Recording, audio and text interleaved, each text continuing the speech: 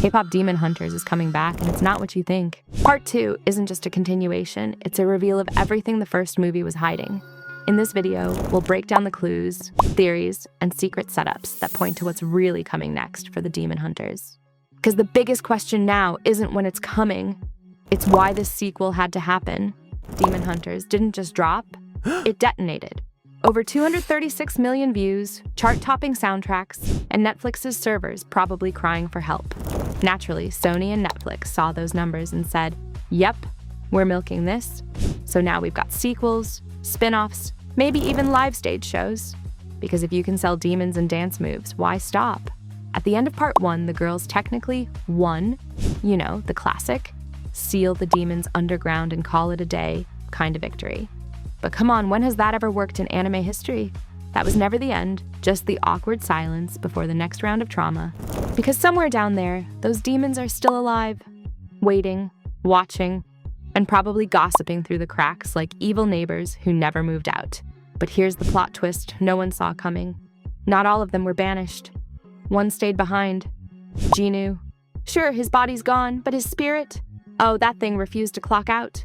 It fused into the sword room now carries, which means every swing, every spark, every dramatic slow-motion battle shot. Jinu's basically third-wheeling from beyond the grave, and that changes everything. Because in part 2, this isn't just about fighting demons anymore. It's about what happens when the thing you lost decides to make a comeback. Uninvited, undead, and possibly holding a grudge. At the very end of the movie, something small but powerful shows up. Jinu's spirit companions, the blue tiger Darby, and the six-eyed magpie Sussy. Yeah, because nothing says peaceful ending, like two glowing mythological pets randomly floating in from the afterlife. They only appear when Jinu is near, which means one thing, he never actually left the human world. Classic Jinu move, can't just die quietly like everyone else, has to make a dramatic spiritual cameo. But here's the thing, these weren't just background Pokemon rejects. They were his protectors, his link to Rumi, and silent proof that their bond still echoes between worlds. Every flutter, every glow was basically Jinu saying, "Miss me yet?" And if you paused on the final frame, yeah, I know you did, there's a glowing banner with one single word, come back. Not just a tease for part 2, but a threat. Because if that word means what we think it does, then Jinu's story isn't over. It's rebooting, sequel style. Death might have tried to cancel his subscription, but Jinu clearly hit. Renew for another season. In the movie, we find out that all demons serve one king, Guima. Throughout part 1, he was the fire in the demon world, the timeless ruler waiting for a chance to escape. But where did he come from? And how did he gain such power? We know he feeds on shame and uses it to control his demons. But why does he appear as a flame? And what made him embrace this form? Showing his origin could make him far more than just a final villain. There could be a deeper twist, because Rumi herself may be tied to him in a shocking way. Director Maggie Kang recently admitted that part 1 didn't end. It just ran out of screen time. Apparently, there was too much trauma and too little runtime. Classic animation problem, especially for Mira and Zoe, two fan favorites who got about 5 minutes of screen time and a lifetime of emotional baggage. Part 2? Yeah, that's where the therapy sessions finally begin. We'll step into their memories, the choices, the scars, and the reasons they became both idols and hunters. Because apparently nothing heals faster than combining stage lights and supernatural violence. Mira, the rebel of the group, wasn't just tough, she was emotionally bench-pressing a secret.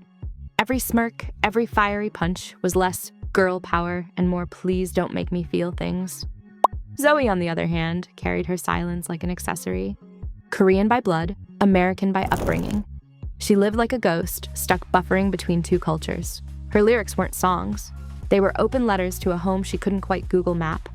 And then she found Huntrix, basically her emotional Wi-Fi connection.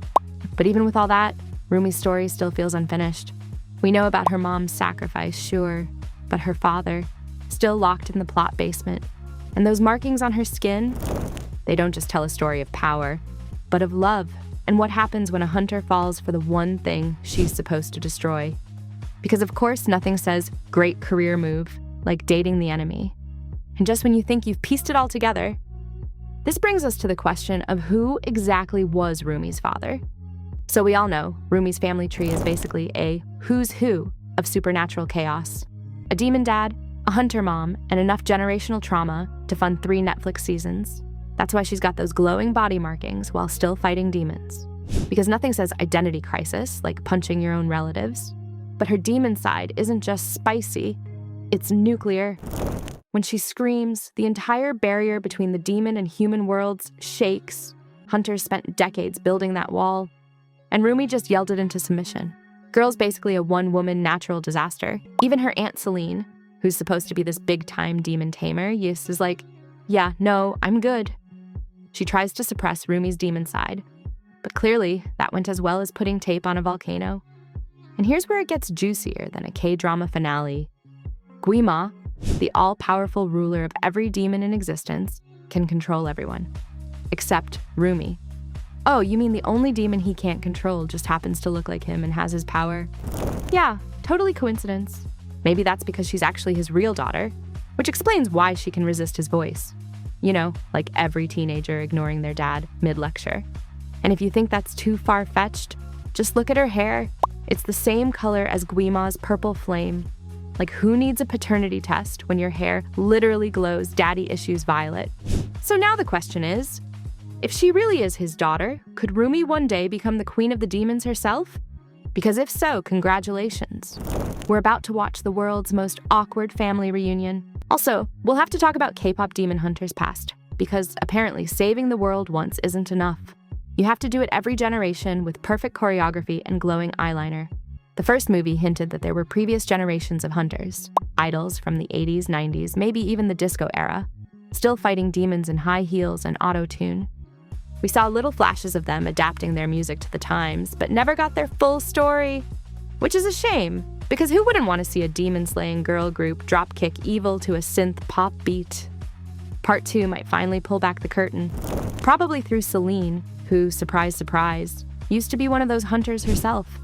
She's basically that one cool aunt who's like, back in my day, we fought demons without holograms or vocal filters. Celine could act as our history guide, explaining how new hunters are chosen, at what age they start training, the ridiculous trials they face, and how they balance exorcisms with dance practice. Imagine, sorry, can't hang out, gotta rehearse a killing move and a killing verse. Let's be honest, Derpy and Sussy sound less like ancient guardians and more like a buddy cop duo that accidentally saved the world. But these two aren't just comic relief. They're Jinu's mysterious spirit companions, a tiger with serious main character energy, and a magpie who looks one meltdown away from quitting. In Korean folklore, animals like them symbolize protection and guidance, but in the movie, they basically show up, flex some powers, and vanish like Wi-Fi during a boss fight. Nobody knows where they came from. Maybe born from music, maybe from a bad trip in the sound department. But one thing's certain, they're the emotional support icons we didn't know we needed. And speaking of chaos, the Saja boys' love drama is far from over. Jinu might have gone full ghost mode, but now that his soul's chilling inside Rumi's sword, it's giving major long-distance relationship, but make it supernatural vibes.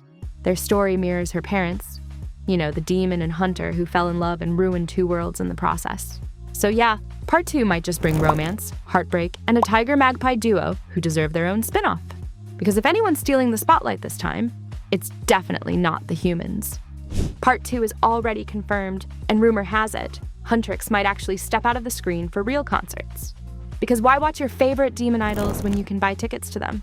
Expect bigger songs, louder screams, and enough sparkle to power Seoul. And if we're lucky, part 2 might hit as early as summer 2026. Just in time for Netflix to remind us that demons, drama, and K-pop choreography are officially a cinematic universe now. So yeah, hit that like, subscribe, and get ready. Because this franchise isn't just rising, it's staging a full-blown comeback tour.